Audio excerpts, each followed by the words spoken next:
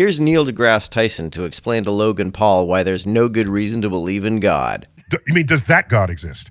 Because, yeah, I guess so. Because if you does just any type God into, look at the wiki page on God, and there's thousands of gods listed there. Does any God exist?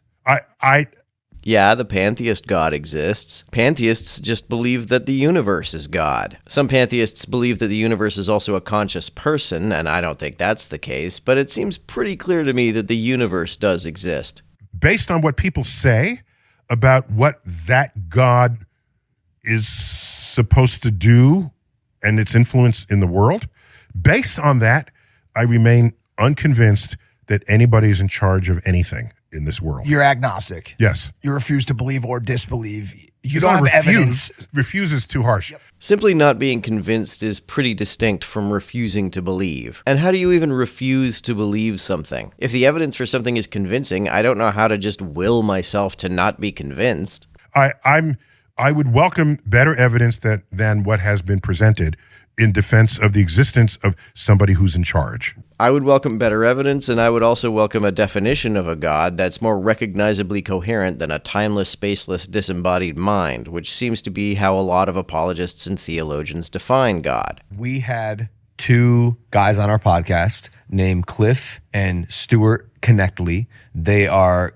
devout Christians who spread the word, the gospel, and they were very convinced by the eyewitness testimony of Jesus. That doesn't actually exist. None of the accounts of Jesus or the things he did were written by eyewitnesses. The disciples to whom the Gospels are attributed spoke Aramaic and were unlikely to have been able to write at all, let alone write in the Koine Greek in which the Gospels were composed. Paul wrote his epistles, but never encountered Jesus before the crucifixion, and his only encounter with Jesus is described in the book of Acts, which says that he saw a light and heard a voice claiming to be the voice of Jesus. That's not a very convincing eyewitness account. Also, even if there were eyewitness accounts of Jesus' miracles and resurrection, that would not be nearly enough to convince me that they happened. Is it really all that unreasonable to ask for more evidence that a guy came back from the dead than some people said they saw it? And that was, I think, I don't want to misquote them, but that they cited that as some of the strongest evidence they had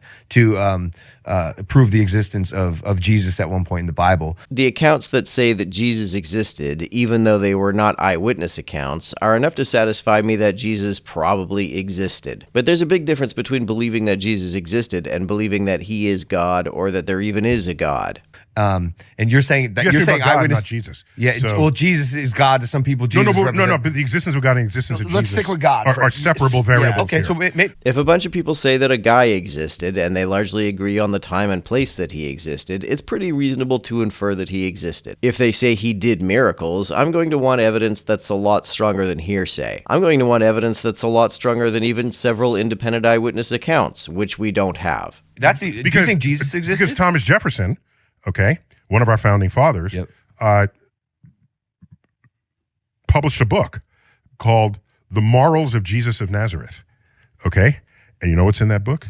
He took the New Testament, physically cut out with scissors, every reference to a miracle, anything mythical, magical, conversations with God, and he left in the wisdom of Jesus.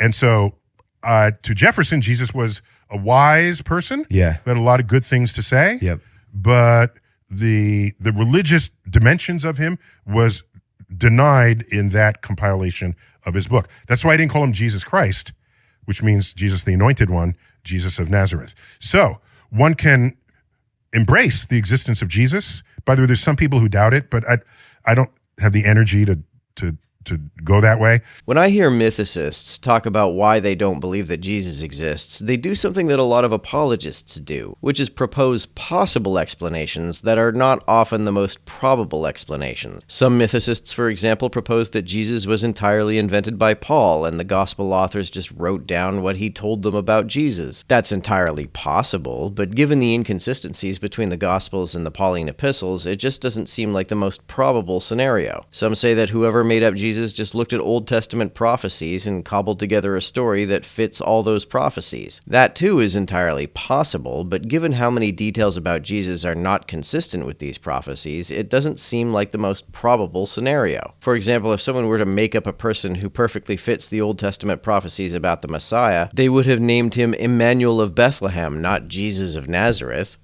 I don't have if he's fine, he exists fine in person, right? Yeah. So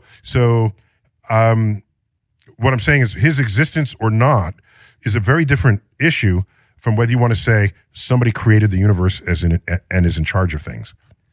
Even if you could convince me that Jesus did all of the miracles attributed to him, it still would not follow that he was the creator of the universe. Maybe he was just a powerful magician like Simon Magus. Even if you could show that he fulfilled the prophecies about the Messiah, which he didn't, the Old Testament prophecies about the Messiah never claim that the Messiah would be God incarnate. Can biblical explanations of the universe and scientific explanations of the universe both be true? The history of that exercise really has not boded well for the Bible. Okay. Folks who believe in the Bible have two main reactions to that fact. They either say that the parts that are clearly impossible to square with the evidence are still true, but they're only true in a metaphorical sense, or they argue with the evidence. Those who argue with the evidence either deny it, or they contrive some really tortured exegesis of it that fits with the Bible, but is far from the most probable or coherent interpretation. It's, if you go to the Bible and deduce something about how the universe must be based on the Bible, and then make a prediction about the world, not a post-diction, a prediction, because that's how science works at its best. Anytime anyone has done that, it has shown to be false. Either it's shown to be false, or the prediction is framed in a non-falsifiable way. For example, creationists love to point to biological functions as being complex and effective, and that this is evidence of design. But when you point out really janky aspects of our biology, like how the laryngeal nerve loops under the aorta, or that we have wisdom teeth that do us more harm than good and have to be removed, they either say that this is the result of original sin, or that God is more like an artist than an engineer, and that these are artistic flourishes. With those caveats, there are no useful predictions you can make about what future biological discoveries will look like. Because literally anything we end up finding can be reconciled with divine design if God is a quirky artist who puts weird features in our bodies to punish us for what Adam and Eve did. So the record is not there. Enlightened religious people today don't use the Bible as a science textbook. They use it as a source of inspiration and a source of moral compass, even though there's a lot of sort of stuff in there you wouldn't do today. Because sensibility, like if your kids disrespect you, you will not stone them. It's interesting that even the most hardcore, ultra-Orthodox Jewish communities don't stone people for breaking the Sabbath or not being a virgin on their wedding night, which the Bible prescribes. I think they realize that it's pretty hard for a society to survive and stick together under rules like that. Okay, that's in the Bible. The things you just, did that really? Read the Bible. Why are you asking me about God? You haven't read the Bible. It's not my name on the show, man. Listen. That makes it sound like Logan put this guy up to asking that question. Now it's That was good. Going back quickly to... and you know Joan of Arc? Yes, okay? Of course. yeah. Burned at the stake? Yep. All right? Tough. They try to... Okay. But things were very different in those times. Yeah, but those folks were reading the same Bible that Christians read today. I want to ask you this quickly. I got to say this quickly. Yep. Do you know, if you read the transcripts because the Catholic Church keeps very good records, if you read the transcripts, do you know like a third of why they built the case against her? It was for cross-dressing. If you bring that up to a lot of Christians today, they'll say Joan had it coming. What? That's what I'm saying. That's what I'm saying. So, why? Because in the Bible, in Leviticus, there's the line. If a man dons the clothes of a woman, or a woman don the clothes of a man, it is an abomination unto the Lord thy God. Wow. And they said, let's use that because she's not dressing in a skirt. She's not leading soldiers into battle side saddle. Okay, and so she's like the first. There she is. And so Dude, I've been dressing. It's the Bible. What? I've been dressing up like a woman. I've been dressing up like a woman since I was like 10. It's an abomination to the. So that Bible passage ought to make a whole lot of famous conservatives really nervous. What I'm saying is, let's keep the cross-dressers out of this for a second, You all have right? to cherry pick the Bible to say that it is your moral compass. Who pushed the button for the Big Bang? Commonly held belief in science community, We the don't Big know. Bang. I don't think the Big Bang needed a cause. As Newton pointed out, motion only needs a cause if the thing that's moving was once at rest. And the Big Bang is just the earliest moment of the expansion of the universe, and if time began at the Big Bang, then the universe was never at rest.